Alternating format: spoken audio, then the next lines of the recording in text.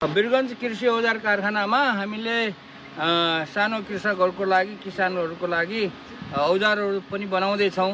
तर औजार मात्र चाहिँ हामी बनाउँदै छैनौँ, त्यसभन्दा बाहेक अन्य कुराहरूमा पनि हामीले अनुसन्धान गरिरहेका छौँ।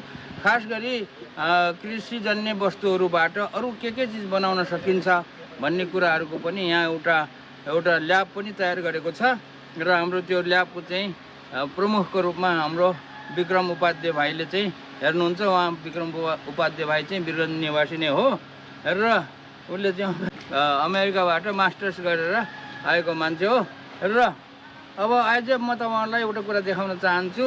यो जुन मेरो हातमा जुन बोतल छ, यो चाहिँ यहाँ भाइले नै यो स्याउबाट बनाएको एप्पल साइडर हो र यो एप्पल साइडरको चाहिँ परीक्षण चाहिँ अहिले हुँदैछ। यसको साथसाथै अहिले हामीले अरू चिजहरू पनि बनाउने योजनाहरू गरिरहेका छौँ।